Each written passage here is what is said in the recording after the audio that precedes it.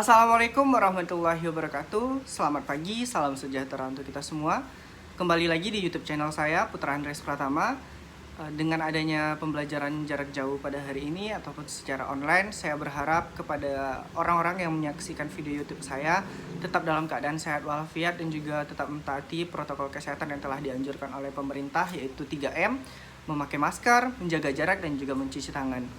Oke, konten YouTube kali ini saya akan membahas tentang ancaman terhadap negara Indonesia yang merupakan materi di semester kedua di bab ke-6, yaitu di kelas 1 atau di kelas 10 tingkat SMA atau SLTA sederajat.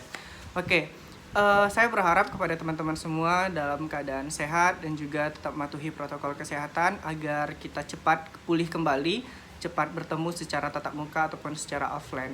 Saya sangat berterima kasih kepada teman-teman yang sudah menyaksikan video ini, dapat membantu teman-teman dalam pembelajaran di rumah dan memanfaatkan video-video yang ada untuk belajar lebih giat lagi agar kita sama-sama bisa saling belajar walaupun dalam keadaan seperti ini. Dan terima kasih kepada semua yang sudah mensupport saya baik secara like, komen, dan juga subscribe yang teman-teman berikan kepada YouTube channel saya. Semoga bermanfaat dan bisa diaplikasikan di lingkungan sekitar atau di dalam keadaan masyarakat di negara kita di Indonesia. Oke, langsung saja. Materi kita di pertemuan pertama di bab ke-6 yaitu tentang ancaman terhadap negara Indonesia. Oke, seperti yang kita ketahui, Indonesia ini adalah negara yang merupakan negara sangat kaya, bahkan dikatakan sebagai negara tempat miniatur surga yang ada di dunia. Sehingga banyak sekali negara-negara di luar sana yang ingin melirik bahkan menguasai negara kita. Terbukti dari bagaimana penjajahan yang sudah dilakukan oleh negara-negara luar ataupun negara-negara adiwidaya atau negara-negara besar yang ingin menguasai negara kita. Baik dia ingin menguasai dari sumber daya alam bahkan dari daerah-daerah yang ada di Indonesia.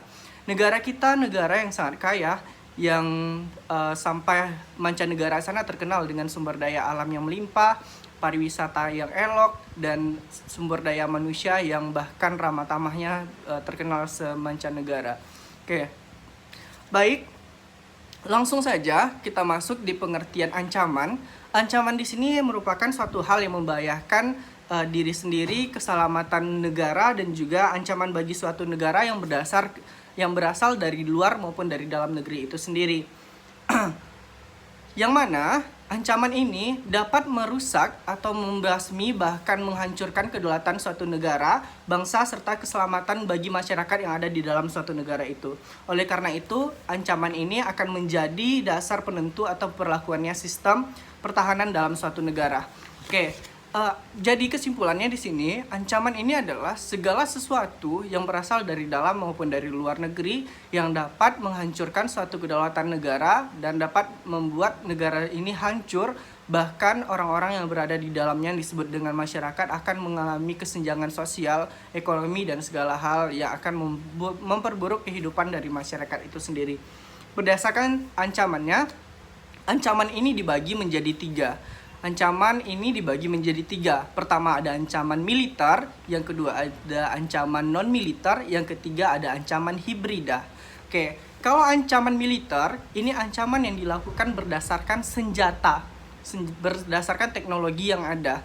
Berdasarkan misalnya negara A melakukan perang terhadap negara B, ataupun melakukan gencatan senjata yang dilakukan oleh negara A kepada negara B, atau blokade daerah, ataupun hal yang berkaitan dengan senjata-senjata yang dilakukan oleh negara satu dengan negara lain. Yang kedua, ada ancaman non-militer. Ancaman non-militer ini adalah ancaman yang dilakukan dengan menghancurkan pemikiran dari masyarakat itu sendiri. Nah, kalau yang militer ini menggunakan alat-alat senjata perang, sedangkan non-militer ini berdasarkan dia menghancurkan atau memprovokasi negara ini melalui pemikiran dari masyarakatnya itu sendiri. Sedangkan hibrida ini ancaman yang merupakan penggabungan dari ancaman militer dan ancaman non-militer. Oke, ancaman ini dapat pula dibagi menjadi 2 bentuk, yaitu bentuk nyata dan juga bentuk yang belum nyata. Kalau bentuk nyata ini adalah ancaman yang dilakukan yang benar-benar terjadi dan menimbulkan efek samping bahkan kehancuran di suatu negara itu sendiri. Sedangkan ancaman tidak nyata, ini ancaman yang masih direncanakan akan menghancurkan satu negara itu sendiri. Oke, dari letak geografis Indonesia yang berada sangat strategis, yang merupakan negara yang diapit oleh dua benua, bahkan diapit juga oleh dua samudra, yaitu Samudra Hindia dan Samudra Pasifik, dan juga diapit oleh dua benua, yaitu benua Asia di bagian barat dan benua Australia di bagian selatan. Ini membuat kita semakin memiliki letak yang geografis yang membuatkan perdagangan dan letak yang potensial untuk melakukan sektor ekonomi, baik itu ekspor maupun impor. Bahkan jalur pelayaran yang dilakukan oleh kapal-kapal asing, baik dari Australia menuju ke Asia, bahkan negara-negara Asia menuju negara Eropa, bahkan ke negara Australia itu sendiri. Nah, dengan adanya letak geografis ini membuat negara kita Indonesia sangat banyak dikunjungi oleh negara-negara lain.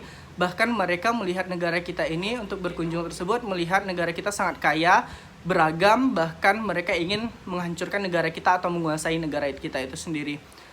Seperti yang kita ketahui, saat ini banyak sekali negara-negara lain yang sudah menguasai negara kita karena tidak kemampuan dari sumber daya manusia itu sendiri yang masih terbatas, seperti pabrik sawit yang negara-negara Malaysia, negara-negara Amerika, bahkan yang baru-baru ini atau perusahaan luar yang sangat besar yang kita ketahui seperti Chevron, Caltech, dan juga ada Freeport di Papua, itu merupakan salah satu bentuk dari ancaman terhadap negara kita yang negara lain ingin menguasai sumber daya alamnya. Dan sekarang kita lihat secara nyata ancaman tersebut yang sudah dilakukan oleh negara itu sendiri. Oke, bentuk ancaman terhadap negara Indonesia menurut Undang-Undang 1945, pemerintah negara ini bertujuan atau tujuannya terhadap Indonesia itu melindungi segenap bangsa dan tumpah darah Indonesia, memajukan kesejahteraan umum, mencerdaskan kehidupan bangsa, dan melaksanakan ketertiban dunia berdasarkan kemerdekaan, perdamaian abadi, dan keadilan sosial sesuai dengan pembukaan Undang-Undang Dasar 1945. Oke, ancaman menurut Undang-Undang Nomor 34 Tahun 2004 ini adalah ancaman yang dilakukan oleh negara lain, baik secara udara, darat, dan juga laut, yang merupakan ancaman yang dilakukan dengan cara ancaman berupa agresi, yaitu penggunaan bersenjata oleh negara lain akan menghancurkan suatu negara itu sendiri. Yang kedua ada namanya ancaman terorisme yang dilakukan oleh negara asing, baik dari individu dengan individu lain untuk menghancurkan negara tersebut.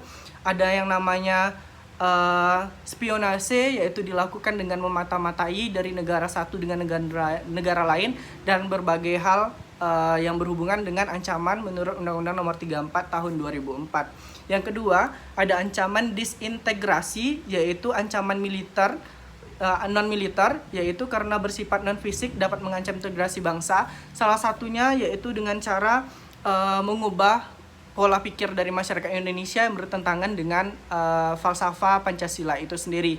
Seperti penerimaan budaya asing yang kita serap secara mentah-mentah, sehingga masih kita terima secara mentah, bahkan itu merupakan suatu pelencengan atau yang tidak sesuai dengan filosofi Pancasila itu sendiri.